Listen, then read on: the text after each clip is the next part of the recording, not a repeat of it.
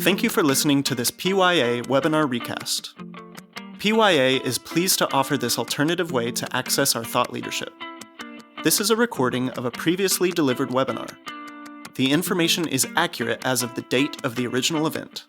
The video recording, slides, and associated material for this and all PYA webinars are available on our website at pyapc.com. This podcast is for educational purposes only. It is not intended to be used as legal advice or an official opinion. Good morning, everyone. Welcome to today's episode of the Healthcare Regulatory Roundup Compliance webinar series. Today's topic is Washington updates, heading into a long, hot summer. PYA is happy to present today's webinar on this important topic. With that, I'd like to introduce our presenters, Martie Ross and Kathy Reep. Great. Thank you, Jennifer, and good morning, everyone. The only thing we know for certain is that it is really hot in Washington, D.C. today. At 11 a.m., it is 95 degrees with a feels like of 105. So that's not the only thing heating up in D.C. So we are going to discuss sort of updates as to what they've been up to in D.C. We last got together on May 21 with a Washington update. In fact, we were doing the webinar at the same time that the House Rules Committee was in its marathon 26-hour meeting that eventually resulted in the House voting after midnight on the 22nd and passing the One Big Beautiful Bill Act, which we lovingly refer to as OBBBA. So we're going to give you a status report on where OBBBA is today and the likelihood that the Republican stated goal of passing the legislation and having it on the president's desk by July 4, the likelihood of success. Then there are just several other items that we want to make sure we cover, some recent developments impacting healthcare providers, as well as, again, really the main story at this point in time is the reconciliation bill, and we'll spend some time discussing its specific provisions. So with no further ado, a status report on OBBBA. And we're going to talk about the House-passed OBBBA and then what we will refer to as the Senate Finance Committee bill text. There are other Senate committees that are impacting this discussion as well, but it is primarily the Senate Finance Committee bill text that will become the vehicle for the Senate legislation, which will be voted on sometime here in the next several days. So we'll refer to the changes made in the Senate Finance Committee bill text to the House-passed OBBBA, okay? But if you look at the bill at 30,000 feet, as opposed to the 1,118 pages of the legislation, it roughly divides into four categories. There are several provisions that address tax cuts and credits, which at the end of the day, when you do the math, result in about a $3.7 trillion reduction in net revenue to the federal government over 10 years. When we're talking about reconciliation bills, we generally talk about their economic impact over a 10-year period, because remember, we're dealing with mandatory spending as opposed to discretionary spending that goes through the appropriations process. So we end up at negative $3.7 trillion in net revenue. In addition, we have some provisions for additional federal spending, specifically targeted at immigration and defense spending, that totals up at about $321 billion in additional spending. Third up are spending reductions, so cuts to mandatory spending. Those total about $1.57 trillion in the House-passed bill. And as you know, the majority of that is coming from Medicaid spending reductions. But also contributing to that are some reductions in the Affordable Care Act, exchange marketplaces, funding for those programs as well, in addition to reductions in SNAP, as well as student loans and grants. And then finally, the fourth piece is the increase in the debt ceiling. We are soon reaching the day that the federal government will no longer be able to pay its bills, as it will not have any authorized spending for that purpose under the House bill, they would increase the debt ceiling up to about $4 trillion. Martie, I think one thing that's really interesting on that slide, if I can jump back just a minute, is, we've had so much focus from the press and elsewhere about the tax cuts, the tax credits. And when you start looking at the ones that are getting a lot of traction, such as no tax on tips or overtime, they're only good till, 3 years? 3 years, through 2028. The big news with respect to the House bill, while the Senate was sort of working through the generation of bill text, was the issuance of the dynamic estimate of the House passed OBBBA, which was published on June 17. Now, the dynamic estimate is actually focusing in on the overall economic impact of the legislation. The original CBO score focuses on just the impact on the federal budget. What's the revenue reduction? What's the increase in spending? What are the spending cuts? But it's this dynamic estimate that is intended to give much a broader picture of the entire impact on the economy. That's why this dynamic estimate is always issued by CBO along with the Joint Committee on Taxation. JCT is really the entity that is responsible for tracking the economic impact of tax policy. CBO is much more focused on spending, the spending impacts of the legislation. So their macroeconomic analysis, evaluating the broader economic effects of the legislation, conclude that we will see growth. The bill will generate growth to the tune of about 0.5% on average for 10 years. But that is very front-loaded in the first 2 years. And Kathy, that ties to your comment, is that some of these tax changes that would spur growth are capped and sunset in 2028. So part of what CBO and JCT concluded was, yeah, we've got some great front-end growth, but it really peters out in the later years as policies are adjusted for the changes in the tax code. The problem, however, is that growth is not enough to offset the impact of the growth in the deficit. Because CBO and JCT say, because you're increasing the deficit, that has a broader economic impact than just the numbers on the page for the federal government, and more than just the interest payments the federal government makes. But because it is such a large player in the economic space, the growth in that deficit has broader economic ripples. And that, in fact, means we'll see rising interest rates with the higher public debt,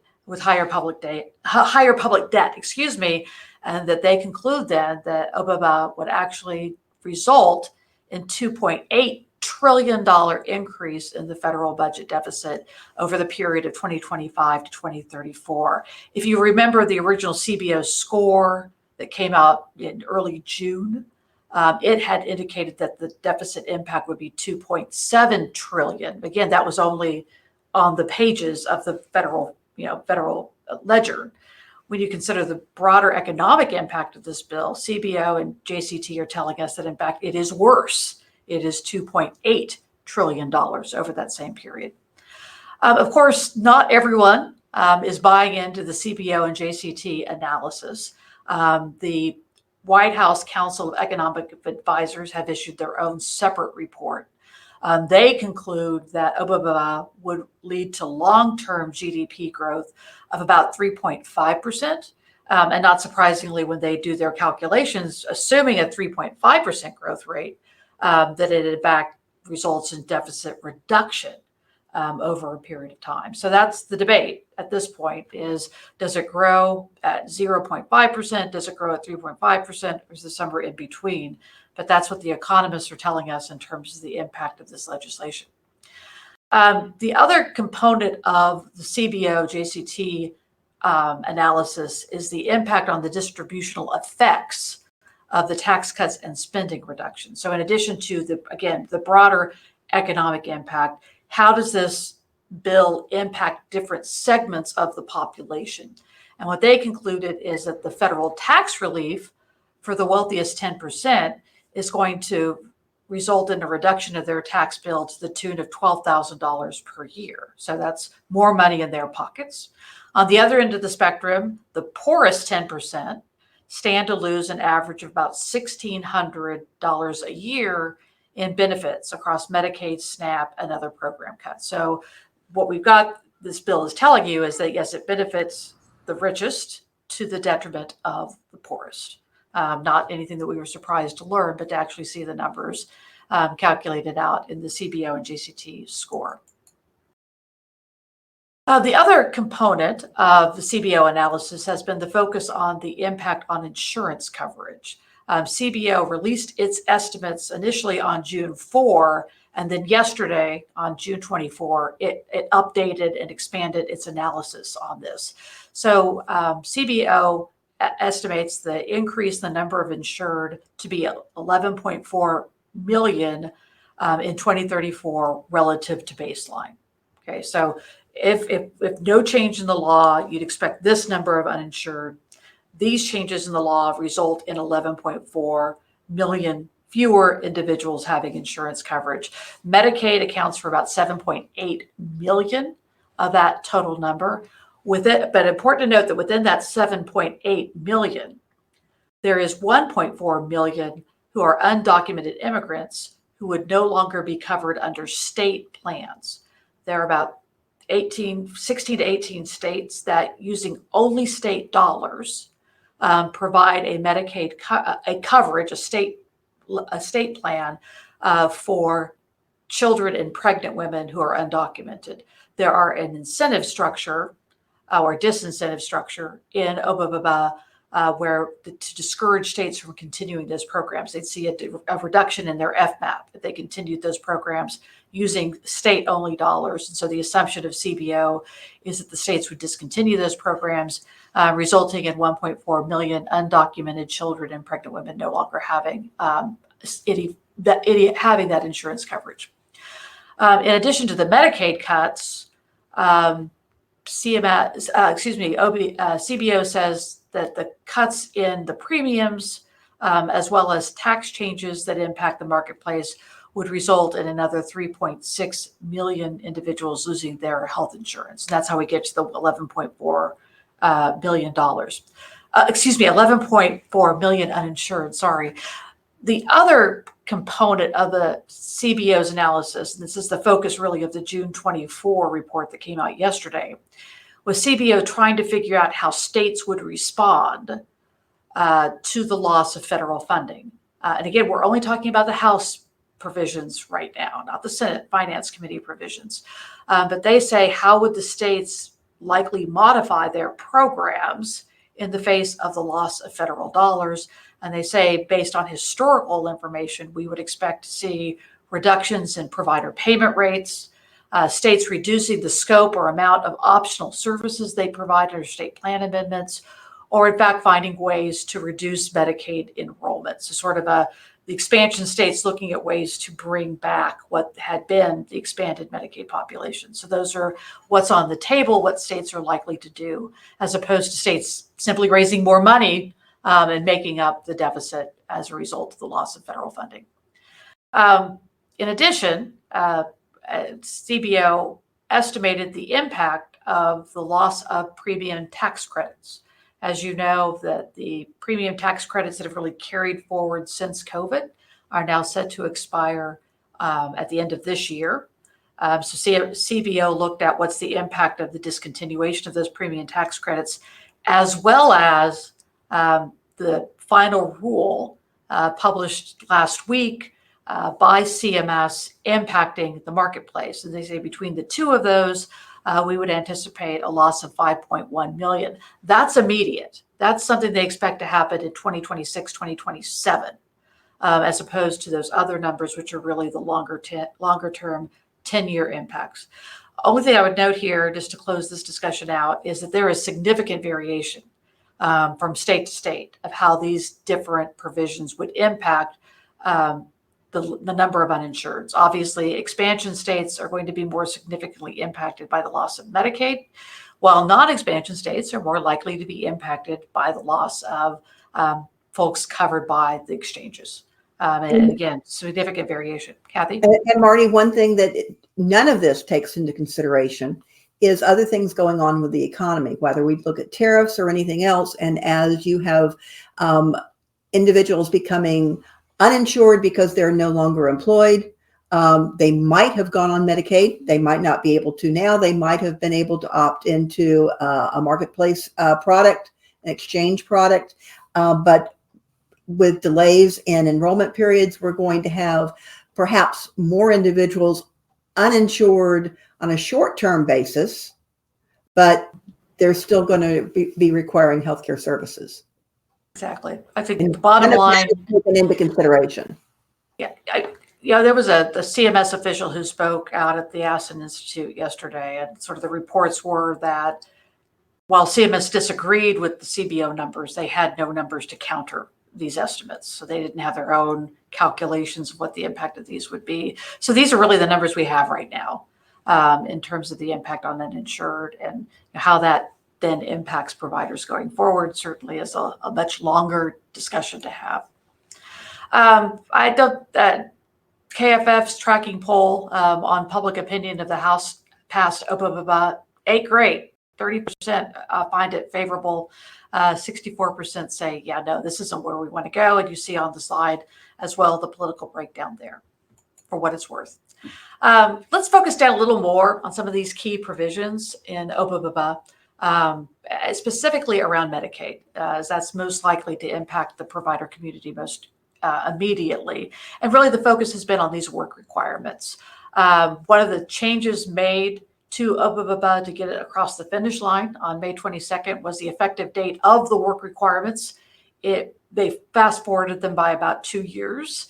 And so that these requirements would now be in effect at the end of 2026, requiring states, this is all work to be done by the states, that they make eligibility determinations, require that non-disabled, non-accepted individuals ages 19 to 64 must either work or be participating in a qualifying community benefit activity for at least 80 hours a month.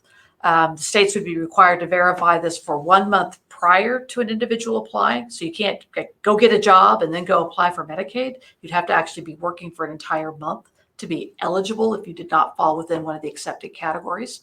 And then we would have to have re-verification every 6 months. And so if you look at the experience in Arkansas and Georgia, the 2 states that had work requirements, this is where the red tape argument comes from, is that this making this constant verification process, that if the individual does not cross the T's and dot the I's, shall we say, that they stand to lose their Medicaid eligibility. And that's, in fact, what CBO notes as driving a significant part of the uninsured growth under this provision. But that's a heavy lift, certainly, for states. And they are only, the legislation only affords $100 million in state funding to implement these verification processes. So, how much is that a state, right? $2 million a state to create what are significantly complex systems, again, as we know from Arkansas and Georgia. CMS promises that it will CMS is directed, to issue guidance to the states by the end of this year. Note the word guidance is very different than the word regulation. Meaning that we will not, this is not intended to go through a notice and comment process in terms of developing up these procedures for the states. I referenced previously the Senate Finance Committee bill text. Again, that was released on June 16. Key differences in the work requirement provisions in the Senate versus the House version is a restricting the exceptions. So under the House bill, if you were a parent or guardian with a dependent, you were exempted out from the work requirement. Under the Senate bill, that would only be true if the children were age 14 or younger. But on the generous side, the Senate said will afford states up to 2 additional years to implement these work requirements and verification processes, so long as they demonstrate that they're making a good faith effort to bring themselves into compliance with these requirements. So that's where we are in work requirements.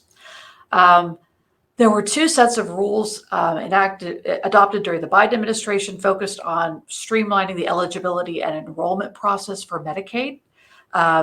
The legislation, the House bill, would delay implementation of those rules through 2035. The Senate Finance Committee would actually just get rid of the regulations altogether. But the benefit that had been identified of streamlining these processes and thus increasing coverage under Medicaid, that's one of the reasons there's an offset and an increase in the number of uninsured under this legislation. And finally, then the requirement that states that had expanded Medicaid would be required to redetermine the eligibility of individuals who qualified under the expansion population. That would go to every 6 months, currently a year. They now do those eligibility determinations within 6 months. Senate Finance Committee sweetens the deal for the states, saying that the CMS should issue guidance on how these redeterminations would be completed. Again, guidance, not regulations, within 180 days following passage of the legislation. The big story with the Senate Finance Committee, what you have been waiting with bated breath for us to discuss, is the Medicaid provider taxes and state-directed payment provisions. Again, just a quick refresher on what provider taxes and state-directed payments are. It is a vehicle that states use to generate state revenue that can be then used to draw down additional matching funds. So tax the hospital, take the money from that tax, use it to fund Medicaid in the state, which then allows the state to draw down more federal dollars. A lot of these provider taxes, more recently in particular, have been used to increase provider reimbursement up to average commercial rates. And so rather than the hospitals being paid pennies on the dollar for providing services for Medicaid beneficiaries, several states have been able to increase those rates closer to an average commercial rate, even above traditional Medicare rates. There was a May 15th proposed rule that came out long before any of this discussion started, which would have made some refinements to the test that's used for the redistributive effect of provider taxes. There are 7 states in particular that would be impacted by this change in the rule. So that was really sort of a minor modification to the rules as were included in that proposed rule. Okay, so we start with the House-passed version of OBBBA, which would prohibit states from establishing any new provider taxes or increasing the rates of existing taxes. So freeze provider taxes. It would then prohibit expansion states from adopting any new state-directed payments for hospitals or nursing facilities that would exceed Medicare rates. So no more average commercial rates. The top would be Medicare rates. For the 10 expansion states, that would be increased to 110% of Medicare rates. With regard to existing provider taxes, existing state-directed payments, they would be grandfathered. They would not be subject to these rules. And that would include requests currently pending with CMS. So states like Illinois, Nebraska, that have provider tax and state-directed payment plan amendments now pending before CMS, those would be protected. So that's where we were on May 22nd. So we weren't happy, but we can be sad. We can breathe, right? Right. Then we get this presidential memorandum that comes out on June 6th that was entitled "Elimination of Fraud, Waste, and Abuse in the Medicaid Program." I'm like, okay, what's this going to be about? And when you read the presidential memorandum, it is focused on having Medicaid payment rates that are higher than Medicare. And so the direction from the White House to the agencies is to identify regulatory legislative solutions that would prevent states from paying providers more than Medicare rates for Medicaid services. I'm like, whoa, and no discussion of grandfathering in this provision. That throws out your average commercial. Right. Yeah, definitely goes that average commercial, but we don't know if there's any grandfathering or prior rates or anything of the like. And then 3 days later on June 9, if you are nerds like Kathy and me and track proposed rules and final rules that are sitting at OMB, waiting to be scored by OMB, we see pop up on June 9th a new proposed rule entitled Medicaid Managed Care State Directed Payments. we won't see the text of that bill until OMB finishes its review, but be aware that it's out there. Okay? And recognize that June 6th was a Friday. Yeah, always a Friday. And Monday morning, we have this thing sitting at OMB. So watching that very carefully to see what happens there. And then you get to June 16 and the bottom falls out, I think is a fair way of saying it, Kathy. We get the Senate Finance Committee bill text, and the most significant difference between the Senate approach and the House approach is how they address state-directed payments. Because the Senate would require a decrease on the cap of hospital provider taxes in expansion states only by 5% every year from 2027 through 2031. So today the cap sits at 6%. If your provider tax is between 3.5 and 6%, which 34 states are in that range, not Florida, right? Florida's actually no, we're at 3.5. Yep. So you're saying, but it doesn't. We were a non-expansion state, so we're just going to stay at our 3.5. Yeah, but Kansas did it right because we're at like I think 5.6, and we're a non-expansion state, so we get to keep it. Right. But under the Senate bill, but all the other states would see this push down of their state provider taxes because that would be going from 6% of net patient revenue down to 3.5%. So no grandfathering here. These are current provider taxes being ratcheted down in these states. In addition, the Senate bill would reduce existing state-directed payments by 10% each year beginning in 2027 until they brought those directed payments down to Medicare rates. Again, the exception for non-expansion states is the cap is at 110% of Medicare rates. So while the House grandfathered these provisions and said we'll keep provider taxes as they are today, Senate goes in and says, yeah, no, we're going to ratchet down the provider tax, and we're going to require that those state-directed payments be restructured over time so that they are eventually no higher than Medicare rates except 110 in the expansion states. So, wow. I mean, wow. So and we don't have a CBO score yet to really understand the impact of this, but we are looking at individual states. The senator from North Carolina, name escapes me right now. I apologize for that. But he was discussing the impact on North Carolina, and it's to the tune of billions of dollars of loss to their Medicaid program as a result of sort of the double whammy of the provider tax and the state-directed payment changes in the Senate bill. This is particularly troublesome for rural hospitals. We've got some preliminary analysis out showing that this could lead to 55 more rural hospitals closing within the next 2 years. There is discussion right now in the Senate to get across the line in the Senate of creating a special fund to the tune of $100 billion that rural hospitals, nursing facilities would be able to draw down on to sort of offset this loss that would be the result of these Medicaid payments. So we'll see where that goes. But this is probably the flashpoint issue. If it's 96 degrees now in DC, I'd say most of that is being generated around the debate on this provision, because we have both a group of senators that don't like this. I mean, Josh Hawley from Missouri has sort of been a leading opponent of these changes to the Medicaid program, both even in the House bill. He objected to those provisions. You have Senator Murkowski from Alaska, Senator Collins from Maine, that all of these who are critical votes, because it's a 53-47 majority for the Republicans, they don't have a lot to lose.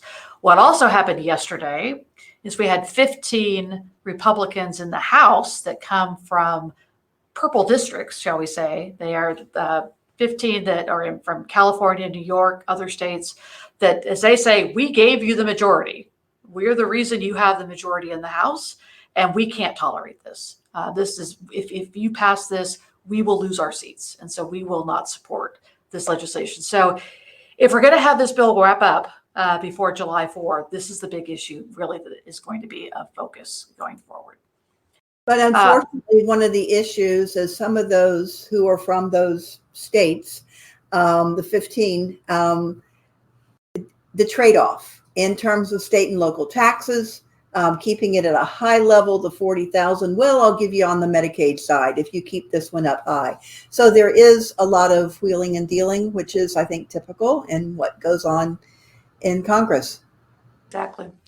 Other provisions in OBBBA that impact Medicaid certainly will have longer term effects. I mean, we're certainly focused on the provider tax and state directed payment issue right now, but there are other provisions that are going to make Medicaid much more of a challenge, shall we say, for providers, particularly call attention to the erroneous Medicaid payment rate, where CMS would reduce down a state's FMAP percentage if it did not have an acceptable payment error rate. And the 5% they're working at today, which is sort of the target payment error rate, every state's above that. Every state's at least 6%. So every state today would see this FMAP reduction in 2030. Now, the idea, of course, then is we have significant sustained efforts to correct that and really eliminating payments to ineligible individuals, as well as overpayments on behalf of eligible individuals, meaning overpayments to providers. And then the Senate bill kind of complicates, the Senate finance text complicates this even more by saying add to the error rate payments that are made when there is insufficient evidence of eligibility, which is not part of the calculation today, but would add even more complexity to this, especially if you consider the work requirements on top of that. So that's just other provisions to pay attention to as we go forward. Martie, one thing you had on that slide, I just want to call attention to, and that was the cost sharing requirements, and particularly the difference between the House and the Senate. But on the House side, we were looking at cost sharing for for expansion populations, a $35 cost sharing for those with incomes between 100 and 138% of FPL. You know how difficult it is to collect an amount like that. Again, this is an individual who is eligible for Medicaid, but this would be that $35 copay. The Senate Finance Committee is actually looking to expand that dollar amount. So if it is a non-emergency hospital service, there would be a higher copay on the individual. So recognize that this becomes very concerning in terms of not only are you perhaps looking at reduced payments from Medicaid, but also having to collect from the patient for a portion of that care. Which is effectively a cut in payment, right? You can't collect it. Exactly. It's a cost share. It's a cost share. It's reducing what the state's paying you. Exactly. And so, I mean, we may have fewer uninsured, but even those who are insured, this cost sharing can be a barrier to them actually receiving care, especially preventative care services. It's a great part. No one likes Medicaid cuts, in case you were wondering. Again, the results here from the KFF tracking poll. Just for context, we've talked sort of focused down on the Medicaid provisions, but there are other provisions in the Senate bill that are the Senate text. I'm not saying this right, am I? The Senate text is missing a lot of provisions that are in the House bill. And that's very concerning, because if the Senate bill passes and you end up going to conference committee, what typically happens is that the last passed is the first to go.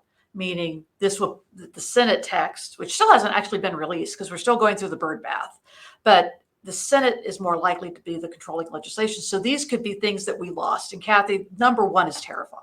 Yes. I've been talking about this particular issue since 2014.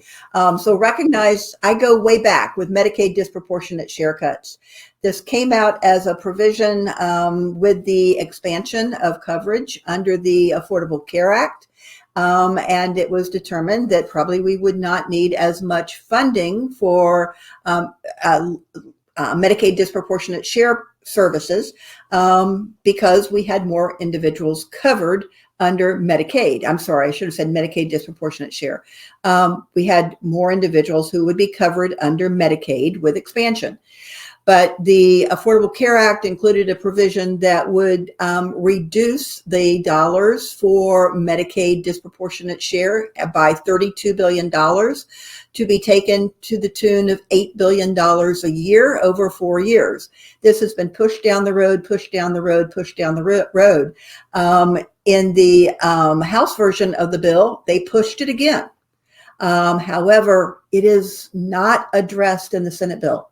So when we look at this from the Senate perspective, if this is the last text standing, then we look at, are we not only going to be seeing these other cuts that Martie's been talking about, but let's add in that $32 billion over 4 years that comes out of the disproportionate share dollars from going to the states for Medicaid.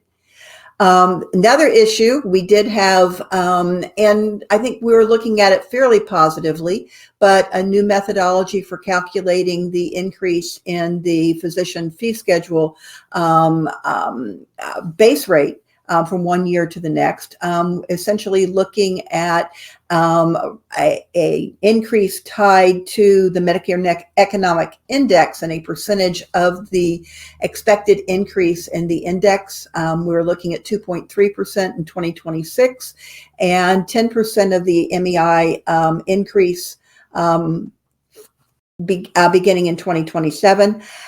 Absolutely silent on this as it relates to what the Senate has done. So are we going to stay with the, I don't know whether to call it a mess or the mess that we have currently in terms of physician updates that tend to be reductions?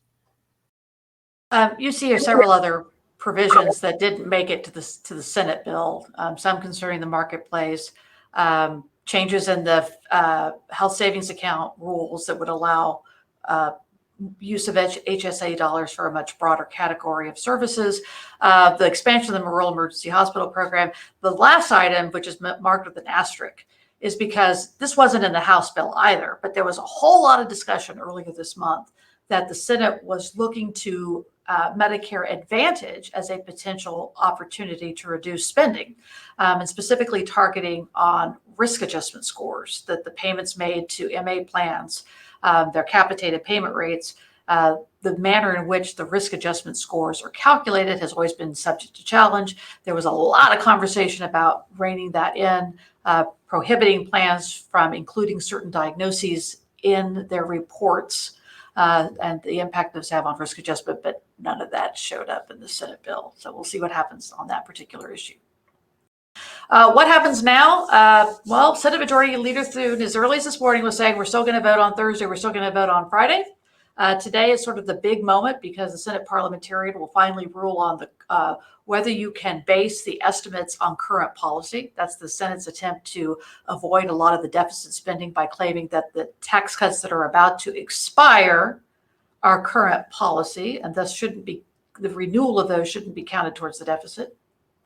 We'll see where they go on that. We still have, obviously, the Medicaid debate, as well as the SALT debate, to which Kathy made reference, the $10K that the Senate wants versus the $40K that the House finally agreed to. And you can see that, obviously, President Trump is stepping into this, saying, no vacation for you until you get some bill onto my desk. And again, it's 96 degrees in Washington. Who wants to stay there any longer than they have to? So, going forward. Okay, we spent a lot of time talking about the budget. We've got 20 minutes here. Let's wrap through some other issues that have been of interest in the way. Again, it's a big splash, takes a lot of water out of the pool, but there are still other things swimming around we need to talk about, including the president's FY26 budget proposal. This is the annual discretionary spending proposal, focusing specifically on the HHS budget, which was released on May 30. It was consistent with what we had seen leaked in the spring. It results in a 25% reduction in overall funding for HHS discretionary spending, not mandatory spending. The goal is to reduce the workforce to 90% of pre-COVID levels, which HHS they can accomplish primarily by reducing redundant staff and centralizing administrative functions. They will also intend to terminate, de-scope, or non-renew about 5,000 contracts, but no details on what those are. They'll consolidate down to 15 agencies, and they create this new Administration for a Healthy America, AHA, which is, again, focusing on sort of those MAHA priorities, and also taking several agencies will be rolled up into AHA, including HRSA, SAMHSA, as well as parts of the CDC that address non-infectious disease. You can see here on the screen specifically funding to specific agencies and the impact they would have on programs. Of course, NIH takes the biggest hit at 40%. and really also has its scope of work reduced down significantly. So they would go down to 5 particular focus areas, and all grant funding coming out of NIH would be within one of those 5 specific areas. Kathy, let's talk about the impact specifically of the cuts to CMS. And it isn't much. I mean, for CMS, it's a 16% cut, right? That's obviously significantly less than the other agencies are seeing, but where are those dollars coming from, and what's our concern here? 16% cut to CMS, however, a 30% reduction for the Medicare administrative contractors, the guys who process the bills and things like that. So recognize that that decrease in funding for the MACs is going to be significant, particularly if you have been working with a MAC that has been very open and willing to come to meetings and participate and share from an education perspective and things like that. I think we're probably going to see a lot of that be cut back. But according to CMS, that even with this 30% reduction in the budget, the MACs are going to be, the budget change reflects the efficiencies that will be gained by de-scoping non-statutory workload and optimizing the level of effort. I'm not sure what that means in terms of de-scoping non-statutory workload. But I don't think that the MACs have typically just been looking at things that they weren't required to do. But meanwhile, reduction in the funding for the MACs, but let's add some work. So what we're going to be doing is patient status reviews that are currently done by the QIOs are going to, beginning September of this year, move to the MACs. So currently, it's a 2-pronged process where the QIO actually does the review, and then the MAC recoups the payment if necessary and provides education to the providers. Now it is all going to fall under the MACs, and they're going to be using the current Targeted Probe and Educate, or the TPE program, to achieve this process. Also, as Martie mentioned, HRSA is essentially moving to AHA, and therefore the oversight for the 340B drug program will not stay with HRSA, but it is moving to CMS and to the MACs. The concern there, because of the typical focus within the Medicare administrative contractors, has been on program integrity. We're going to see greater oversight of services that are provided, or the program compliance with the requirements of the 340B drug program. More reviews, more audits.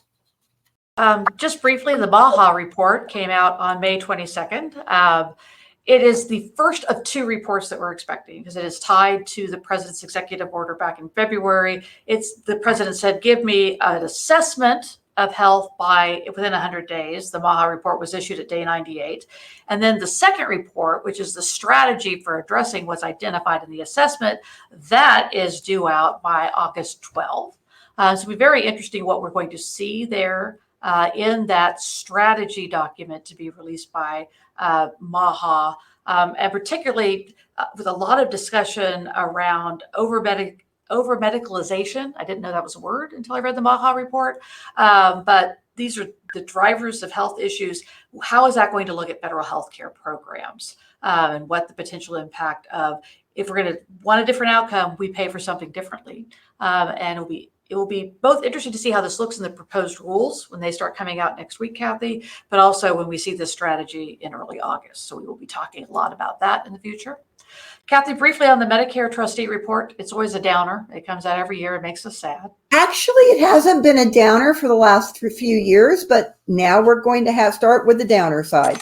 But on the trustees report, last year, we were told that the Medicare, the Hospital Insurance Trust Fund, which basically is Medicare Part A, which covers hospital services, skilled nursing, some home care and hospice, would be exhausted in 2036. This year's report has now basically moved that up 3 years, so that we are looking at insolvency in 2033. They are attributing the speed up of the date to higher than expected expenditures in 2024, particularly as it relates to hospital inpatient services and hospice.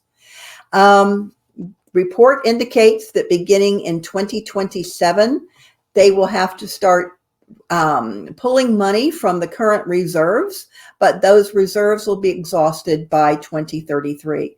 What does insolvency mean? It means that in 2033, we would see an 11% cut in our payment rates, growing to 14% by 2049. In order to keep the trust fund solvent for 75 years, which is the projection period that is typically used in the trustees report. The statement in the report says that the standard 2.9% payroll tax, that's what you and I and Martie and others are all paying along with our employers to fund the Medicare Trust Fund. That 2.9% payroll tax could be immediately increased by the amount of the actual actuarial deficit to 3.32%, or expenditures could be immediately reduced by 9%. I don't think you want an 11% reduction or an immediate 9% reduction. The other thing that was addressed in the report was this was on the hospital insurance, HI trust fund. We also have the supplemental medical insurance, SMI trust fund, which is Part B. And they addressed the concern with the Part B trust fund from the perspective of higher than expected expenditures as it relates to physician administered drugs. This could be under the hospital outpatient department or in a physician's office, but higher than expected services there. The issue that we have to be thinking about from the Medicare enrollee perspective is there is not a question of insolvency as it relates to the SMI trust fund. They merely raise from one year to the next the premium for Part B to keep that funded. So it might not be an increase in the actual a problem from the trust fund perspective. It is a problem for the enrollee. And if the payment gets too high, then do we start having individuals who drop their coverage for Part B, don't have outpatient or physician payment coverage. That was a downer, Kathy. Sorry. Marketplace, next up. Marketplace Integrity and Affordability Final Rule. This is a proposed rule that came out in March. I think it's a new land speed record to have the final rule by June 20. But this is a number of changes to the ACA marketplace, both the federal exchanges as well as the state-sponsored exchanges. The top line is when you look at the regulatory impact statement, CMS says that we expect this will reduce enrollment between 725 and 1.8 million individuals for 2026. So these are the number of changes that they are making, kind of a broad analysis, but this is CMS saying we know people are going to lose their insurance as a result of this. You can see here on the slide the details, and particularly just the restrictions on the enrollment periods. And the requirements for income verification will certainly be tightened significantly under the new rules. The significant eligibility change is that the dreamers who have previously been eligible to purchase on exchanges will no longer be considered lawfully present and thus will not be able to be insured under exchange products. HIPAA privacy rules, reproductive health care. Here we go to the, if you recall, I'm sure you do. In 2024, we had some changes to the HIPAA privacy rule, specifically targeting reproductive health and prohibiting uses and disclosures of PHI related to reproductive health with relate to a civil or criminal investigation. So this was trying to address this issue of states prosecuting women or doctors for having performed procedures that were illegal under their state law, but were performed in a different state, by way of example. And as part of this, it created a pretty complex process of securing attestations that if a provider received a request that would include reproductive health care, it was for certain specified purposes, which they would have to inquire to the requester as to why they wanted the information.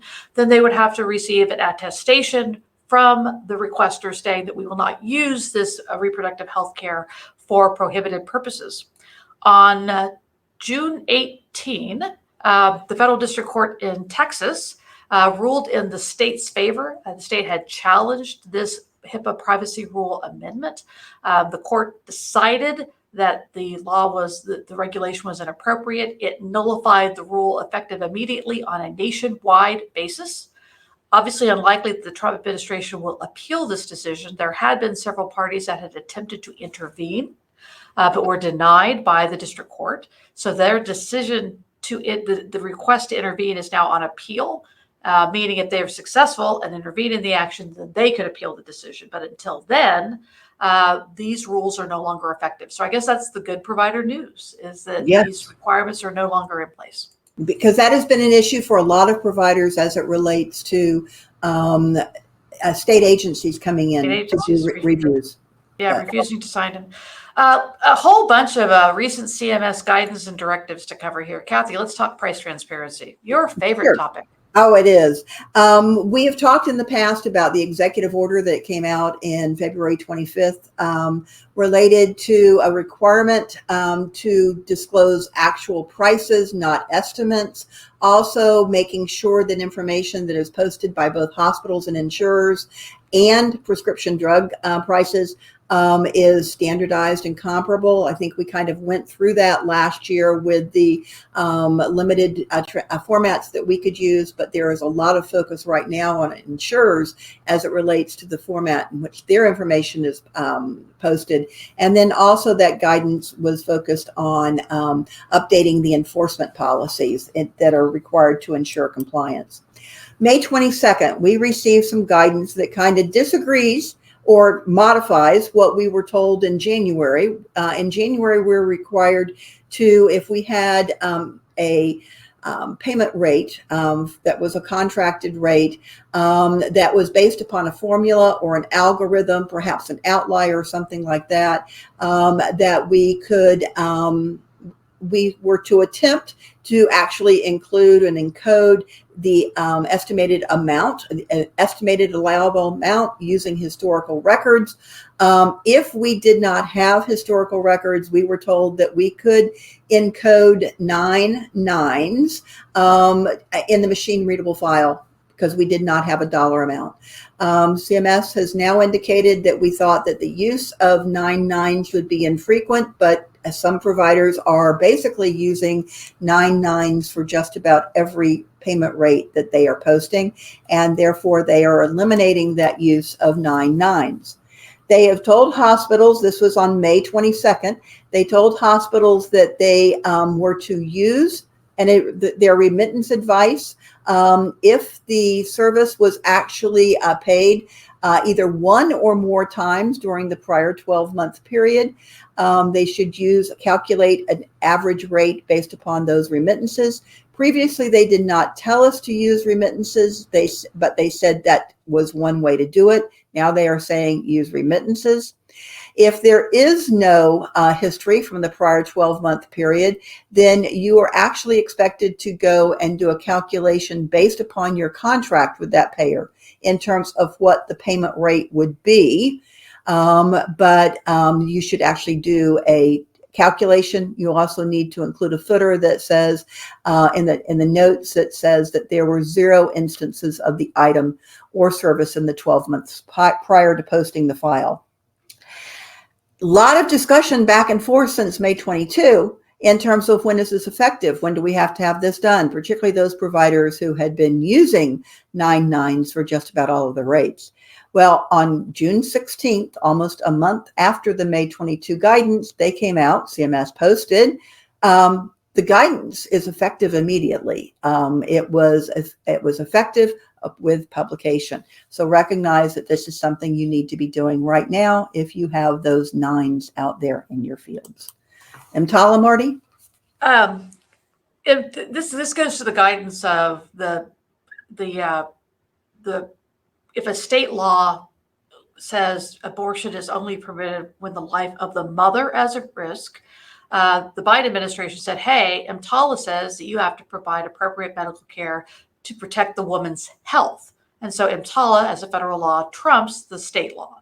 And this guidance had been out there and had been kind of discussed and litigated and the like, but on June 3rd, CMS rescinded that July 2022 guidance, saying that would work to rectify perceived legal confusion going forward, and also noted that CMS would continue to enforce EMTALA on a going forward basis. So it will be, and interestingly, CMS did not address the core issue here, which is EMTALA versus state law, which trumps. So I'm sure we're going to see more discussion on this particular issue going forward.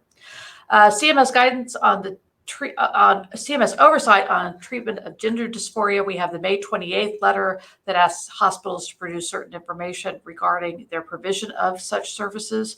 We have the May 11 CMS letter to state Medicaid agencies on gender dysphoria treatment, indicating what they view to be the most current research on this issue, as well as the March 5 Quality and Safety Special Alert, noting again that what they believe to be the preponderance of scientific evidence counseling against such treatments. So simply be aware that this is still a roiling issue, I think more appropriately, for the federal government. Kathy, briefly on RADVs. Yes, the Medicare Advantage audits. This is the claims audits. Audits for the MA plans to verify the diagnoses and the accuracy of the diagnoses that they are using to risk adjust the payment rates to the plans. Historically, there has been a requirement for our RADV audits. They haven't been happening. So CMS announced on May 21 that they are going to catch up on the backlog from 2018 through 2024. They expect to have that completed by early 2026. I don't know if that means October through December or early calendar year 2026. They essentially will use enhanced technology, think artificial intelligence, to identify the records that would be reviewed. They're going to increase the number of medical coders from 40 to 2,000 by September of this year. From 40 to 2,000 medical coders. Think about that. And then they're also going to start looking at more records, more plans, and they're going to look at all plans, and they're going to be looking at more records per plan. Why do we share this with you? First of all, the impact from a hospital perspective and a physician office perspective and any other healthcare provider. Recognize that it will be your records that they will be looking at to verify the documentation of the patient's conditions, historical conditions. Secondly, you need to take a look at your Medicare Advantage contracts, because if there are clawback provisions, any types of indemnification in case of these audits, then you need to be thinking about that right now and moving forward. If they're going to continue to be aggressive with these audits, then you need to make sure that you get those indemnification provisions out of your contracts moving forward. Finally, let's talk about the insurance company's prior authorization pledge. This came out on June 23. It's sort of memorialized in a document from the American Health Insurance Plan Association of Insurance, AHIP, whatever it stands for. But they claim that they have a large contingent of health plans across different markets have all agreed to reform their prior authorization processes, specifically focusing on reducing the number of services that will be subject to PA, streamlining the processes, and recommitting to ensure that all PAs are appropriately reviewed by medical personnel. I think one thing I just want to note is the AHIP document, when you read it on the first page, it says, 25% of healthcare spending is unnecessary. And then the next page says, and we surveyed our members about how often prior authorizations are granted, and in 98% of the cases we grant prior authorization. Is that inconsistent, Kathy? Very definitely. Anyway, a comment yesterday by RFK during his hearing noting that we now have the deliverables, we have specificity. We're grateful that the insurance industry is looking forward, and that hospitals are also stepping up. So I don't know how you view this. It's certainly been a topic of hot conversation here in the last 2 days, if really this is a ploy by the insurance companies to avoid regulation, or if in fact there is some serious movement within the insurance companies to repair their reputation. The sad we'll part see about this what- is that the promises that they made are essentially the promises that are actually the requirements in regulations that have already been published. that they'll go in effect by the dates that they list. Right. They'll be Yeah. complying. Yeah. Hey, so that's like we promised to comply with what you've told us we have to comply with. Yep.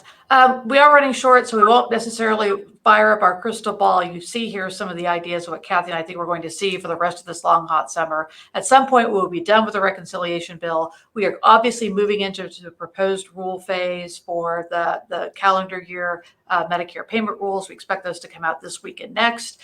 So it's certainly never a shortage of topics to discuss. In fact, our next healthcare regulatory roundup webinars will focus on those proposed rule both on July 16th and July 30th. We hope that you'll be able to join us for that. And then last but not least, Wait, but we might have a special roundup between now and the 16th. Stay tuned. All right. Surprise. Anyway, please, if you haven't signed up for our newsletter, we produce about a once a week summary of what we see as interesting going on in Washington and share that with you. But otherwise, back to Jennifer for the closeout. Thank you for listening to this PYA webinar recast. The video recording, slides, and associated material for this and all PYA webinars are available on our website. If you have any questions or if we can help, please contact us at pyapc.com. Thank you again for joining us and have a great rest of your day.